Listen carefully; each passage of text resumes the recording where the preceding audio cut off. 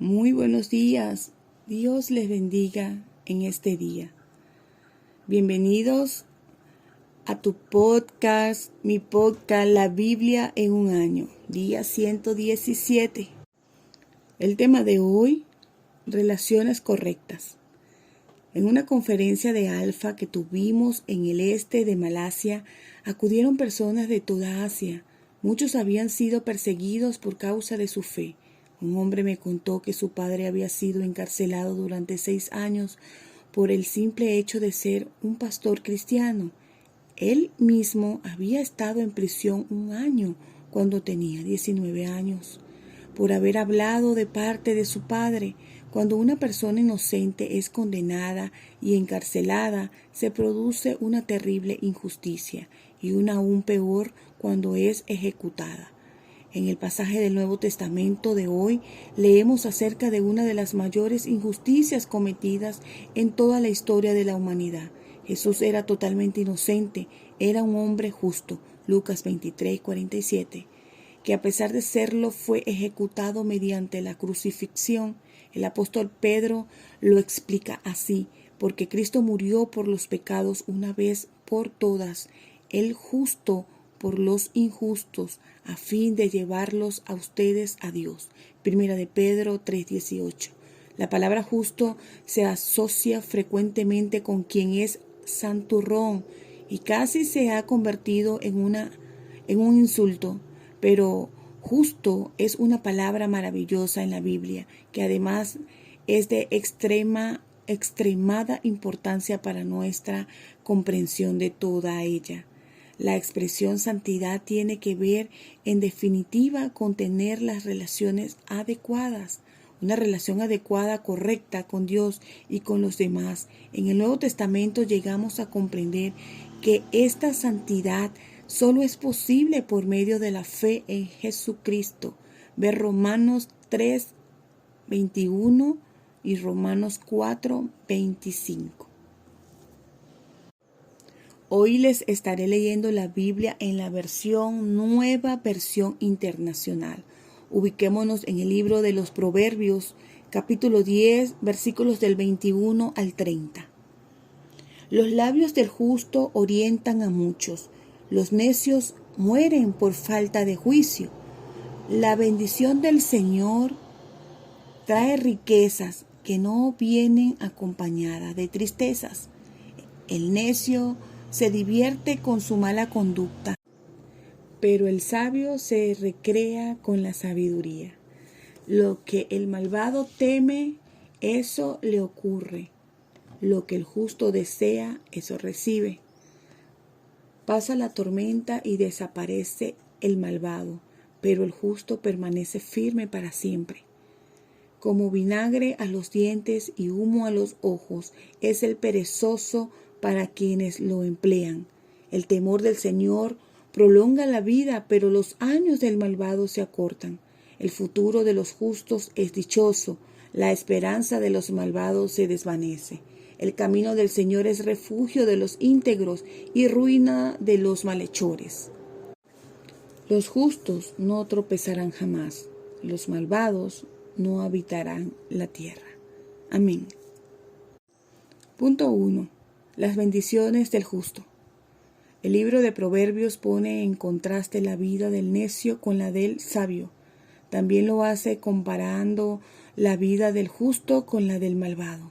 Podemos ver aquí algunas de las bendiciones que son prometidas a los justos. A.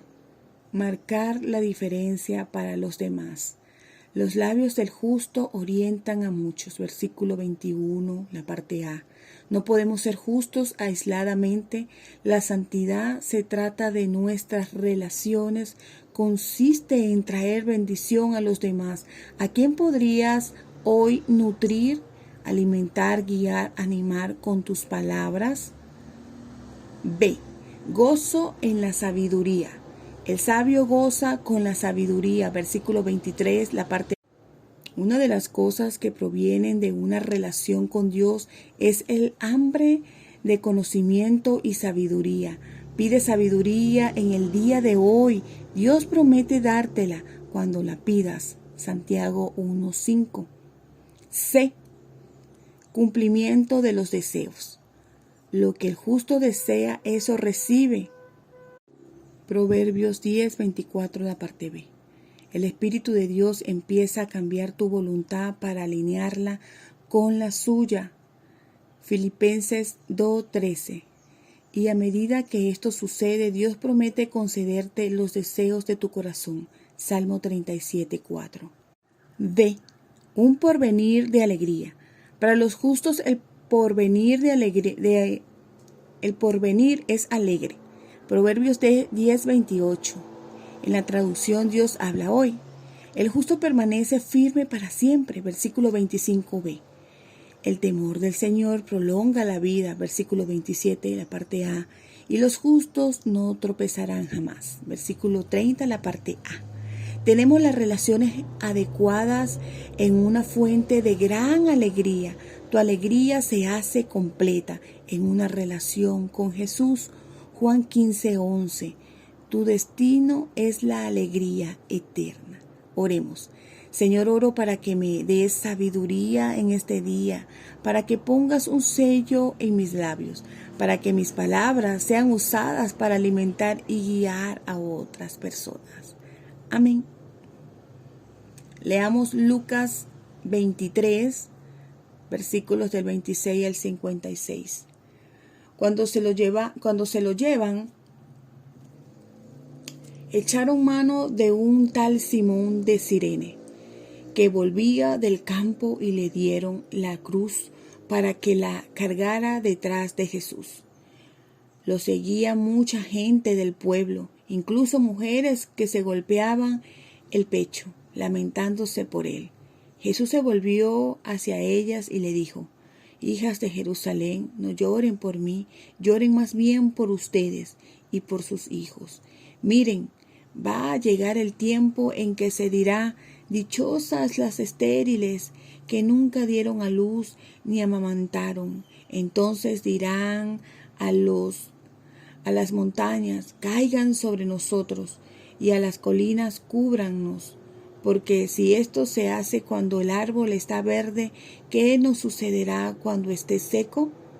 También llevaban con él a otros dos, ambos criminales, para ser ejecutados. Cuando llegaron al lugar llamado La Calavera, lo crucificaron allí junto con los criminales, uno a su derecha y otro a su izquierda. Padre, dijo Jesús, perdónalos, porque no saben lo que hacen. Mientras tanto, echaban suerte para repartirse entre sí la ropa de Jesús. La gente, por su parte, se quedó allí observando, y aún los gobernantes estaban burlándose de él. Salvó a otros, decían, que se salve a sí mismo si es el Cristo de Dios, el escogido. También los soldados se acercaron para burlarse de él. Le ofrecieron vinagre y dijeron: si eres el rey de los judíos, sálvate a ti mismo. Resulta que había sobre él un letrero que decía: este es el rey de los judíos. Uno de los criminales allí colgados empezó a insultarlo: ¿no eres tú el Cristo? Sálvate a ti mismo y a nosotros. Pero el otro criminal le respondió: ni siquiera temor de Dios tienes, aunque sufres la misma condena. En nuestro caso, el castigo es justo, pues sufrimos lo que merecen nuestros delitos. Este, en cambio, no ha hecho nada malo. Luego dijo: Jesús, acuérdate de mí cuando vengas en tu reino. Te aseguro que hoy estarás conmigo en el paraíso, le contestó Jesús. Desde el mediodía hasta las 3 de la tarde, toda la tierra quedó en oscuridad, pues el sol se ocultó y las cortinas del santuario del templo se rasgó por la mitad. Entonces Jesús exclamó con fuerza: Padre, en tus manos encomiendo mi espíritu. Y al decir esto, expiró. El centurión, al ver lo que había sucedido, alabó a Dios y dijo, verdaderamente este hombre era justo. Entonces los que se habían reunido para presenciar aquel espectáculo, al ver lo ocurrido, se fueron de allí golpeándose el pecho. Pero todos los conocidos de Jesús, incluso las mujeres que lo habían seguido desde Galilea, se quedaron mirando desde lejos. Había un hombre bueno y justo llamado José, miembro del consejo, que no había estado de acuerdo con la decisión ni con la conducta de ellos. Era natural de un pueblo de Judea llamado Arimatea, y esperaba el reino de Dios. Este se presentó ante Pilato y pidió el cuerpo de Jesús. Después de trabajarlo, lo envolvió en una sábana de tela de lino y lo puso en un sepulcro cavado en la roca, en el que todavía no se había sepultado a nadie. Era el día de preparación para el sábado que estaba a punto de comenzar. Las mujeres que habían acompañado a Jesús desde Galilea siguieron a José para ver el sepulcro y cómo colocaban el cuerpo. Luego volvieron a casa y prepararon especias aromáticas y perfumes. Entonces descansaron el sábado conforme al mandamiento. Amén. Punto 2.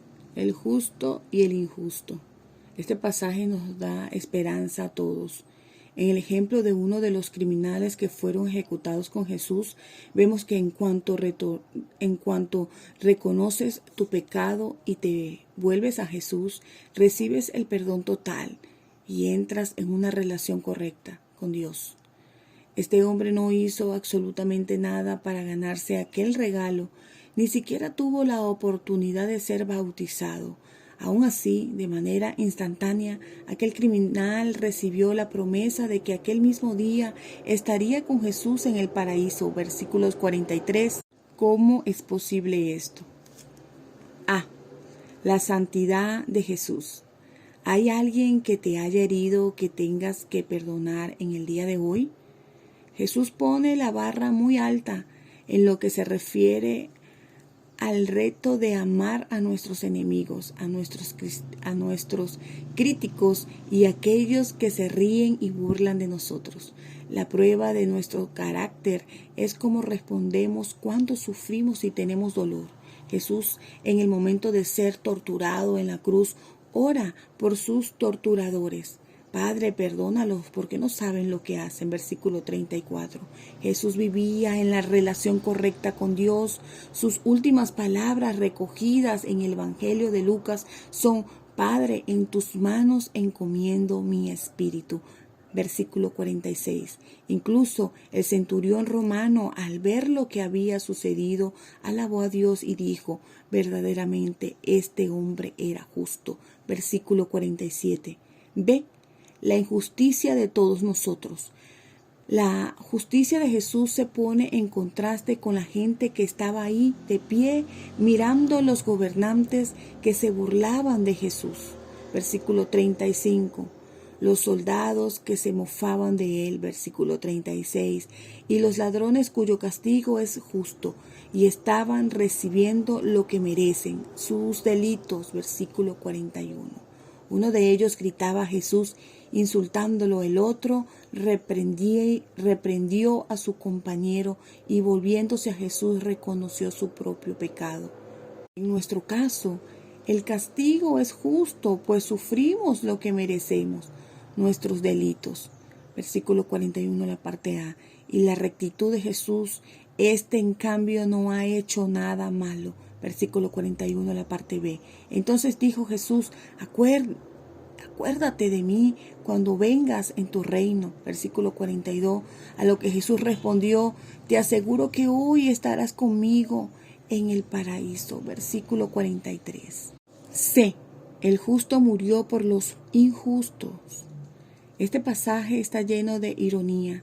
Los gobernantes hacen burla de Jesús diciendo: salvó a otros, que se salve a sí mismo si es el Cristo de Dios, el escogido. Versículo 35. Los soldados se mofan: Si eres el rey de los judíos, sálvate a ti mismo. Versículo 37. Uno de los ladrones le espeta: ¿no eres tú el Cristo? Sálvate a ti mismo y a nosotros. Versículo 39. De hecho, está muriendo para salvarlos a ellos y a nosotros, pero para hacerlo no puede salvarse a sí mismo. Está muriendo como el justo por los injustos, a fin de llevarlos a ustedes a Dios. Primera de Pedro 3:18. La cortina del templo se rasgó por la mitad. Lucas 23:45, simbolizando que el acceso a la presencia de Dios se hace posible a todos por medio de la muerte de Jesús. Él ha hecho posible que tú y yo podamos tener la relación correcta con Dios. D. Justo o injusto. En el contraste entre los dos criminales y su diferente reacción a Jesús, Lucas nos presenta la decisión que todos tenemos que tomar. Puedes rechazar a Jesús, lo mismo que hizo uno de ellos, o puedes poner tu fe en Él, como hizo el otro cuando se volvió a Jesús y dijo: Jesús, acuérdate de mí. Versículo 42. Aunque en aquel momento muchos rechazaron a Jesús, otros pusieron su fe en Él. Por ejemplo, José de Arimatea, un hombre bueno y justo. Versículo 50. Llegó a creer en Jesús. No había prestado su consentimiento a la decisión del Sanedrín. Versículo 51. Aguardaba el reino de Dios. Versículo 51. Y dispuso un entierro digno para Jesús. Las mujeres que habían ido con Jesús también pusieron su fe en Él. Ellas siguieron a José para ver el sepulcro y cómo colocaban el cuerpo. Luego volvieron a casa y prepararon especias aromáticas y perfumes. Entonces descansaron el sábado en obediencia al mandamiento. Versículos 55 al 56. Tú también puedes elegir si pones tu fe en Jesús. Él promete que como el criminal que se volvió a Él, también estarás a su lado en el paraíso. Si alguna vez has sentido la carga de tener que ganarte el amor de Dios, puedes sentirte reconfortado por este pasaje que nos dice que no hay absolutamente nada que puedas hacer que haga que Dios te ame menos. Gracias, Señor, porque por la fe me das el don de la rectitud y la santidad y me pones en una relación correcta con Dios. Amén. Ubiquémonos en Josué capítulo 9 y capítulo 10. Capítulo 9 del 16 en adelante. 3 días después de haber hecho el tratado con los gabaonitas, los israelitas se enteraron de que eran sus vecinos y vivían en las cercanías. Por eso se pusieron en marcha y al tercer día llegaron a sus ciudades: Gabaón, Cafira, Berot y Kiriat Jearim. Pero los israelitas no los atacaron porque los jefes de la comunidad les había jurado en nombre del Señor, Dios de Israel, perdonarles la vida. Y aunque toda la comunidad se quejó contra sus jefes, entonces contestaron: hemos hecho un juramento en nombre del Señor Dios de Israel y no podemos hacerles ningún daño. Esto es lo que haremos con ellos. Les perdonaremos la vida para que no caigan sobre nosotros el castigo divino por quebrantar el juramento que hicimos. Luego añadieron: se les permitirá vivir, pero a cambio de ser los leñadores y aguateros de la comunidad. De ese modo, los jefes de la comunidad cumplieron sus promesas. Entonces Josué llamó a los gabaonitas y les reclamó: ¿por qué nos engañaron con el cuento de que eran de tierras lejanas, cuando en verdad son nuestros vecinos? A partir de ahora, esta será su maldición. Serán por siempre sirvientes del templo de mi Dios, responsables de cortar la leña y de acarrear el agua. Los gabaonitas contestaron: nosotros, servidores suyos, fuimos bien informados de que el Señor su Dios ordenó a su siervo Moisés que le diera toda esta tierra y que destruyera a todos sus habitantes. Temimos tanto por nuestra vida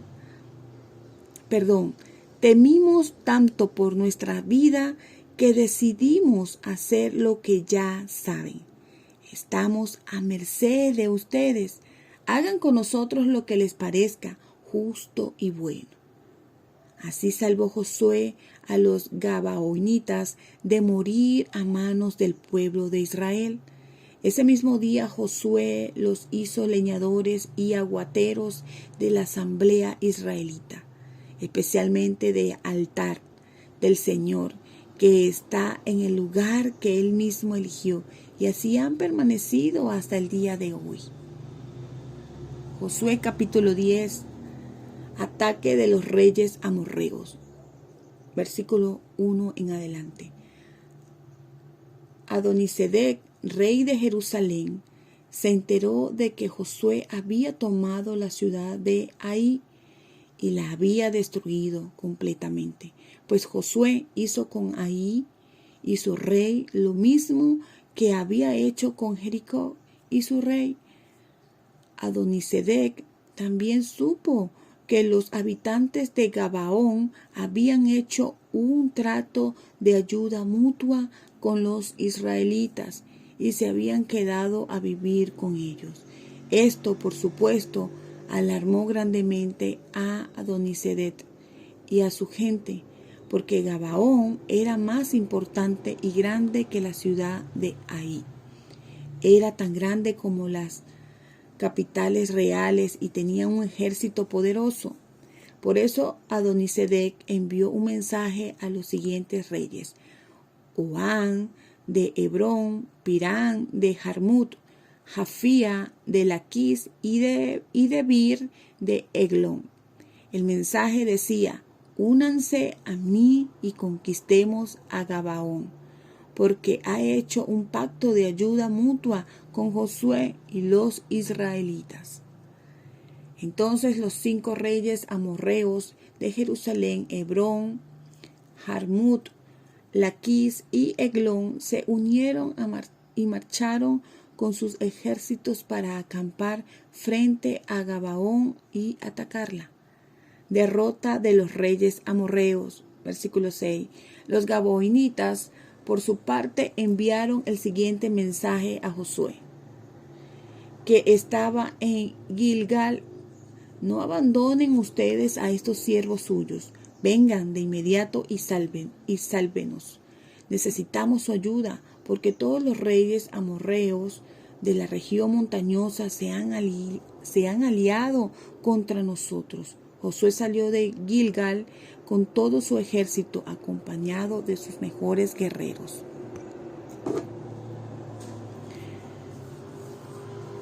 Y el Señor dijo a Josué: no les tengan miedo, pues yo te los entrego, ninguno de ellos podrá resistirte.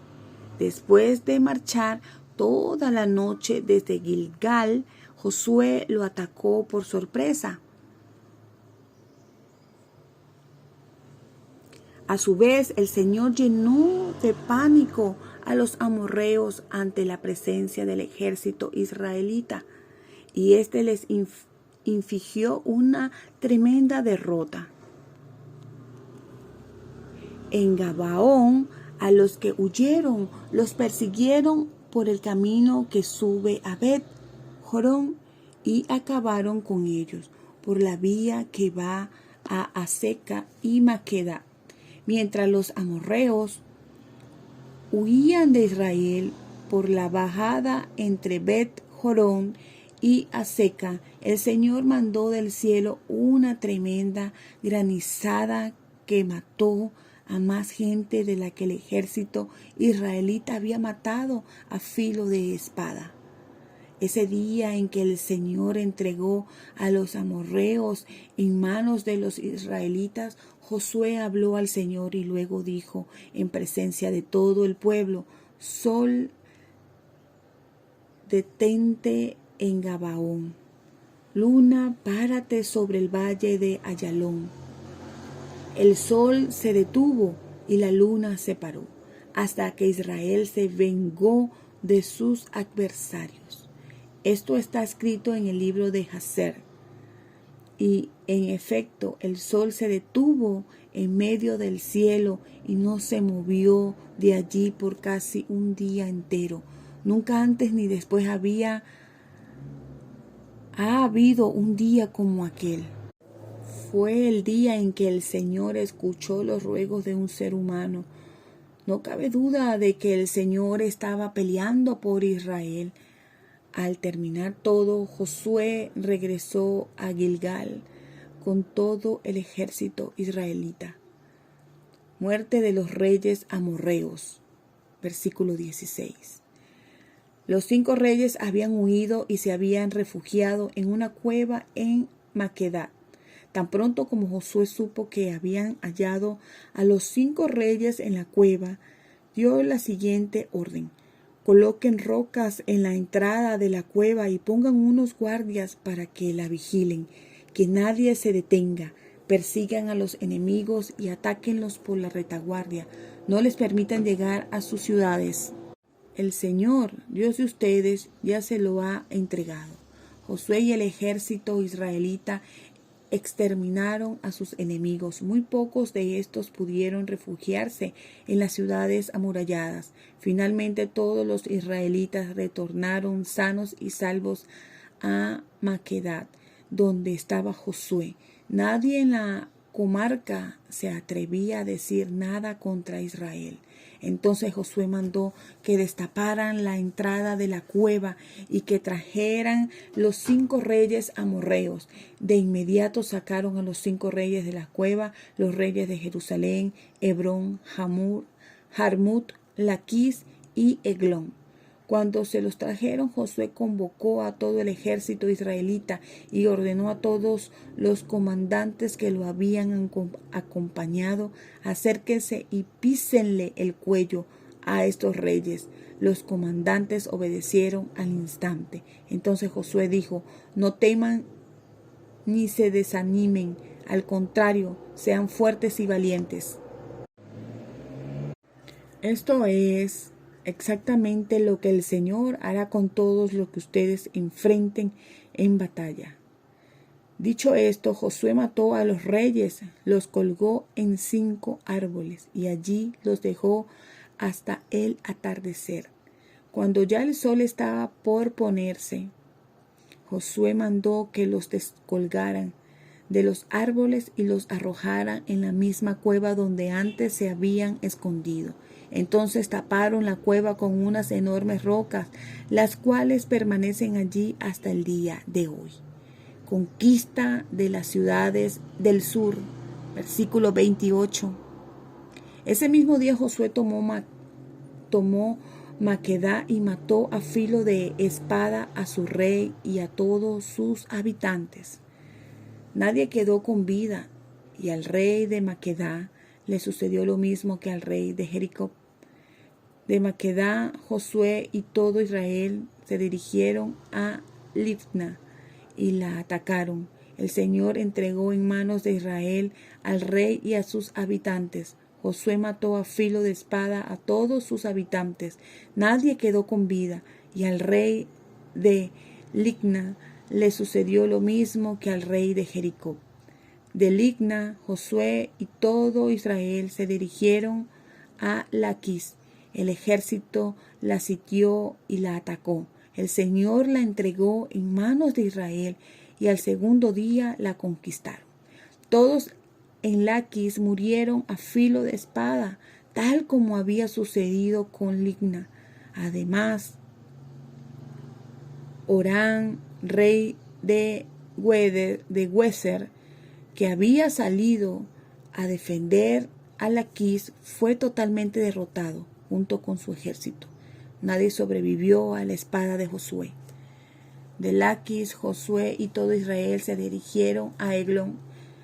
Sitiaron la ciudad y la atacaron en un solo día.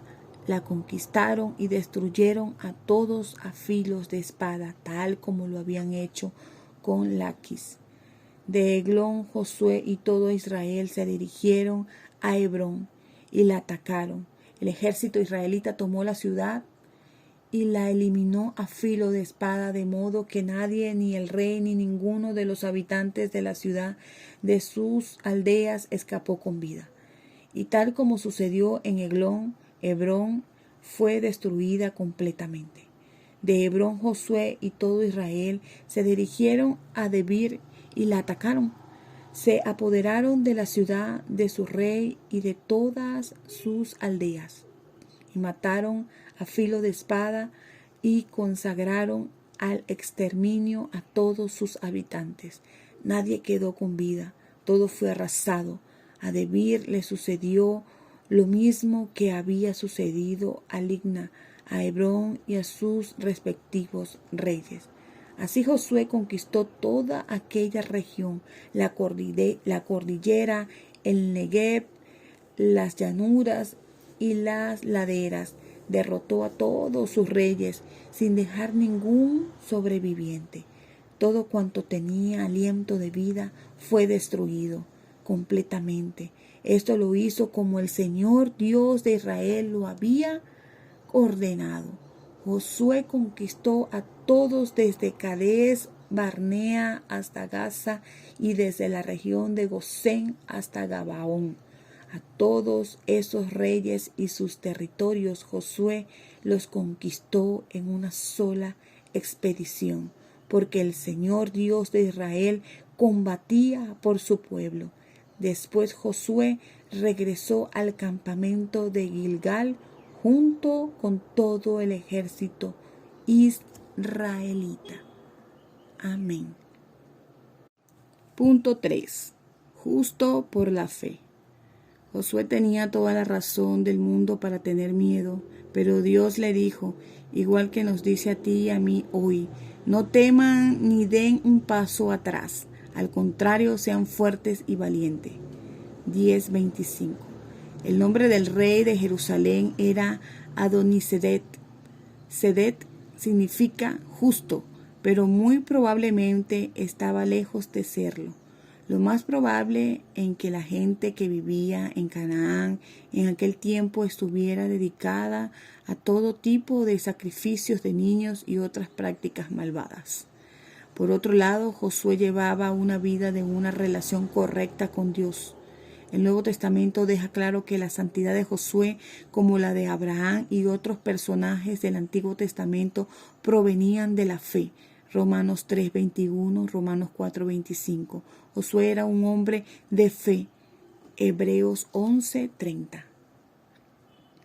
Los frutos de la muerte de Jesús no están limitados a aquellos que vivieron después de él. La muerte de Jesús afectó también a aquellos que vivieron antes de él.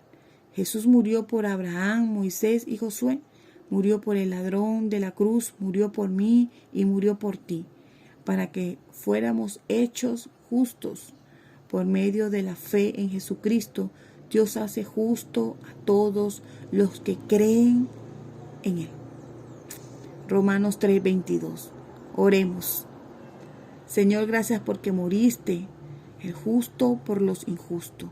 Ayúdame a vivir hoy en la relación correcta contigo y con los demás. Amén. La pastora Pipa añade en Lucas 23, 55 al 56 de la parte A, las mujeres eran valientes, leales y prácticas. ¿Se enteraron de dónde estaba enterrado el cuerpo de Jesús? Y fueron allí a hacer lo que pudieron. Habían apoyado a Jesús financieramente y de manera práctica durante su vida, e iban a continuar cuidándolo hasta el final.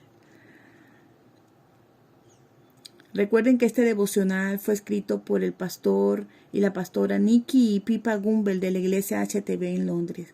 Y esta es la que le dio voz a este devocional, Ingrid Flores. Dios les bendiga grandemente.